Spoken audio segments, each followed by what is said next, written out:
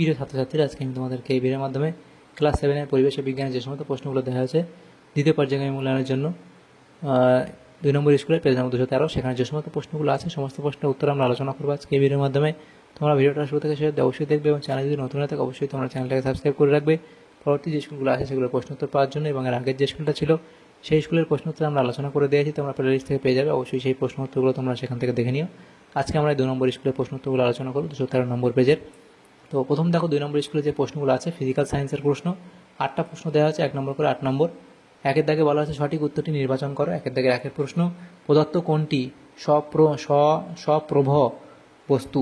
তাহলে পদার্থ কোনটি স্বপ্রভ বস্তু? সেটা হবে জ্বলন্ত বাল্ব, অপশান সি। এরপরে প্রশ্ন দেখো দেওয়া আছে সমতল আয়নায় প্রতিফলনের ফলে যে অক্ষরটির পার্শ্বীয় পরিবর্তন হবে না তা হলো কি? অপশান সি, অর্থাৎ এটা তোমাদের ও। এরপরে প্রশ্ন পদার্থগুলির মধ্যে চৌম্বক পদার্থটি হলো, তাহলে চৌম্বক পদার্থ কোনটি? সেটা হলো কোবাল্ট, অপশান এ। এরপরে প্রশ্ন চুম্বকের আকর্ষণ ক্ষমতা বেশি হয় কি হবে এটা? ঠিক দু প্রান্তে। এরপরে প্রশ্ন বাল্বের যে অংশ আলো দেয় সেটি হলো কি? অপশান বি, অর্থাৎ ফিলামেন্ট। এরপরে তড়িৎ বর্তনীতে পরিবাহী রূপে সবথেকে বেশি ব্যবহৃত হয় সেটা হলো অপশান সি, অর্থাৎ তামা।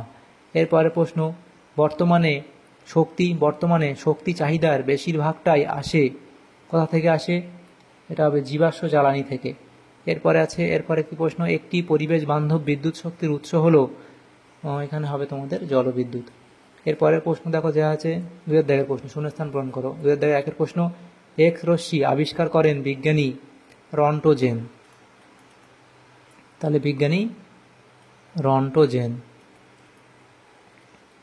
এরপরের প্রশ্ন ইউ আকৃতির চুম্বককে ড্যাশ চুম্বক বলে? এটা হবে অশ্বক্ষুরাকৃতি চুম্বক বলে, অশ্বক্ষুরাকৃতি চুম্বক বলে। এরপরে পেট্রোলিয়াম এক প্রকার ড্যাশ জ্বালানি, তাহলে পেট্রোলিয়াম এক প্রকার জীবাশ্ম জ্বালানি। এরপরে প্রশ্ন বৈদ্যুতিক সার্কিটে নিরাপত্তার জন্য ড্যাশ ব্যবহার করা হয়? তাহলে সেটা হবে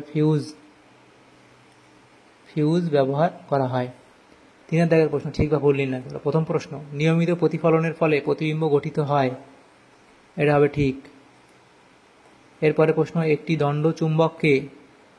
দণ্ড চুম্বককে লোহার গুঁড়োর মধ্যে ডোবালে ওই দণ্ড চুম্বকটির সব জায়গায় সমানভাবে লোহার গুঁড়ো আটকে থাকবে, এটা এখানে তোমাদের বলা হয়েছে ভুল। এরপরের যে প্রশ্ন সেটা দেখো কি বলা হয়েছে এলইডিতে ফিলামেন্ট থাকে না, এটা বলা হয়েছে যে ঠিক। এরপরের প্রশ্ন দেখো দেওয়া হয়েছে কি, সেটা বলা হয়েছে তাপবিদ্যুৎ কেন্দ্রে গ্যাস পুড়িয়ে বিদ্যুৎ উৎপন্ন করা হয়। তাপবিদ্যুৎ কেন্দ্রে গ্যাস পুড়িয়ে বিদ্যুৎ উৎপন্ন করা হয়, এটা এখানে বলা হয়েছে ভুল। এরপরে 2-1টি শব্দে উত্তর দাও। প্রথম প্রশ্ন পেরিস্কোপ যন্ত্রে 2টি সমতল দর্পণ কত ডিগ্রি কোণ করে অবস্থান করে? তাহলে 4 দাগের প্রশ্ন 2-1টি শব্দ উত্তর দাও। প্রথম প্রশ্ন পেরিস্কোপ যন্ত্রে 2টি সমতল দর্পণ কত ডিগ্রি কোণ করে অবস্থান করে? তাহলে লিখবে কি 45 ডিগ্রি। এরপরে প্রশ্ন যেটা বলা হয়েছে কি, সেটা হলো ছায়ার গাঢ় অন্ধকার অঞ্চলকে কি বলে? লিখবে প্রচ্ছায়া।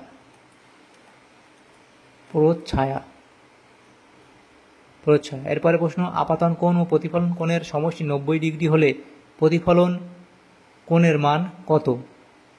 তাহলে প্রতিফলন কোণের মান কত হবে? 45 ডিগ্রি। এরপরে প্রশ্ন যেটা বলা হয়েছে কি, সেটা হচ্ছে পৃথিবী নিজেই একটি বিরাট চুম্বক, এই কথাটি সর্বপ্রথম কে বলেন? এটা বিজ্ঞানী উইলিয়াম গিলবার্ট।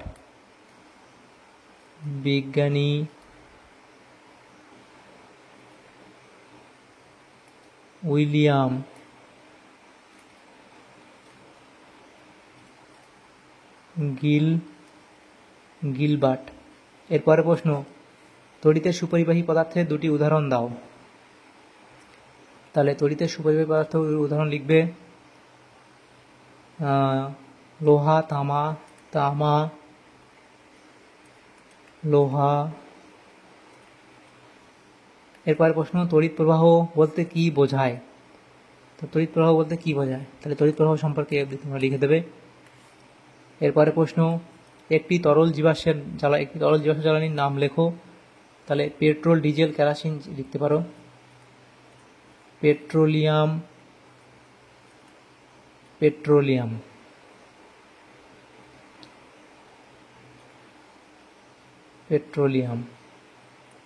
এরপর প্রশ্ন, বায়োগ্যাসের মুখ্য উপাদান কি? তবে এটা তো আমরা লিখতে পারো যে মিথেন। বায়োগ্যাসের মুখ্য উপাদান হলো মিথেন, অর্থাৎ CH4। এটাই লিখবে, বায়োগ্যাসের মুখ্য উপাদান মিথেন। এরপরে প্রশ্ন যেটা বলা আছে, দেখো 5 দাগের প্রশ্ন, 2-3 বাক্য উত্তর দাও। এগুলো নেক্সট পেজে আলোচনা করব। 2 নম্বরের প্রশ্ন, প্রথম প্রশ্ন ছিল আপাদান কোণের মান 60 ডিগ্রি হলে প্রতিফলন কোণের মান কত? তাহলে আপাদান কোণের মান 60 ডিগ্রি হলে প্রতিফলন কোণের মান কত? তাহলে আপাদান কোণের মান 60 ডিগ্রি হলে প্রতিফলন কোণের মান সেটাও তোমাদের হবে 60 ডিগ্রি। তাহলে আপাদান কোণের মান 60 ডিগ্রি হলে প্রতিফলন কোণের মান হবে তোমাদের 60 ডিগ্রি। নিয়মিত প্রতিফলন ও বিক্ষিপ্ত প্রতিফলন দুটি পার্থক্য। তাহলে নিয়মিত প্রতিফলন, বিক্ষিপ্ত প্রতিফলন এতগুলো পার্থক্য দেওয়া আছে, যে কোনো দুটো তোমরা লিখবে, এ অবধি লিখবে দুটো। এরপরে প্রশ্ন দেখো, চুম্বকের বিভিন্ন ধর্মগুলি লেখো। তাহলে চুম্বকের কয়েকটি বিশেষ ধর্ম হলো ওইগুলো তোমরা এখানে লিখবে। এরপরে যারা দেখা আছে কোনো চুম্বকের চুম্বকত্ব কী কী কারণে নষ্ট হয়, তাহলে এখানে এই যে পয়েন্টগুলো দেওয়া আছে এগুলো লিখবে। এরপরে প্রশ্ন, ফিউজ তারের কার্যনীতি লেখো। তাহলে ফিউজ তারের, এটা স্পেলিং ঠিক করে, ফিউজ তারের কার্যনীতি এই অবধি লিখবে। বৈদ্যুতিক বাল্বের ফিলামেন্ট টাংস্টেন দিয়ে তৈরি হওয়ার কারণ কি, সেটা এই অবধি লিখবে। যে বাল্বের ফিলামেন্টের উপাদান হিসেবে টাংস্টেন নির্বাচন করা হয়, কারণ কি, টাংস্টেনের গলনাঙ্ক খুব বেশি, প্রায় এত ডিগ্রি। তাই বিদ্যুৎ শক্তি প্রথমে তাপশক্তি ও পরে আলোক শক্তিতে রূপান্তরিত হয়, এবং সেই সময় টাংস্টেনের তার গলে যায় না, অর্থাৎ উচ্চ উষ্ণতায়। তার স্পেলিং ঠিক করবে, উচ্চ উষ্ণতায় উত্তপ্ত হলেও ফিলামেন্ট তার এবং সেই সঙ্গে বাতিটিকে নিরাপদে ব্যবহার করা যায়। এরপরে প্রশ্ন, 7 দাগের প্রশ্ন, পরিবেশ বান্ধব শক্তি কাকে বলে? পরিবেশ বান্ধব শক্তি সম্পর্কে অবধি তোমরা লিখে দেবে। এরপরে আছে কি, এর বৈশিষ্ট্যগুলি লেখো। তাহলে পরিবেশ বান্ধব শক্তির বৈশিষ্ট্যগুলি লিখবে, এখানে যে 4টে বৈশিষ্ট্য দেওয়া আছে সেটা লিখে দেবে। এরপরে প্রশ্ন, 8 দাগের প্রশ্ন, স্কুলে যাতায়াতের পথে বা বাড়িতে দেখেছো এমন 3টি জীবাশ্ম জ্বালানির ব্যবহার লেখো। তাহলে এই 3টে এখানে তোমরা লিখবে। এরপরে দেখো যে প্রশ্নগুলো আছে লাইফ সায়েন্সের প্রশ্ন। লাইফ সায়েন্সের প্রশ্ন প্রথম 1 দাগে বলা আছে কি, সেটা হচ্ছে সঠিক উত্তরটি নির্বাচন করো। প্রথম প্রশ্ন, একটি ফুলের সবচেয়ে বাইরের স্তবক হলো অপশান এ অর্থাৎ বৃতি। নিষেকের পর ডিম্বাশয়ে রূপান্তরিত হয় ফলে, অপশান বি। এরপর আছে একটি একবীজপত্রী বীজের উদাহরণ হলো, লিখবে ধান, অপশান ডি। এরপরে আছে ঠিক বা ভুল নির্বাচন করো। পর্ব ও পর্বমধ্য উদ্ভিদের কাণ্ডে থাকে, এটা তোমাদের এখানে বলা হয়েছে কি, ঠিক বলা হয়েছে। এরপরে প্রশ্ন 2-1টি শব্দ উত্তর দাও। প্রথম প্রশ্ন, উদ্ভিদের পাতার প্রধান কাজ কি? লিখবে খাদ্য তৈরি করা বা সালোক সংশ্লেষণ, খাদ্য তৈরি করাই লিখবে। এরপরে প্রশ্ন, একটি সম্পূর্ণ ফুলের 4টি স্তবকের নাম লেখো। তাহলে লিখবে কি, বৃতি একটা হলো, দলমণ্ডল, এটা দুটো, পুং স্তবক ও স্ত্রী স্তবক, পুং স্তবক ও স্ত্রী স্তবক, এই 4টে।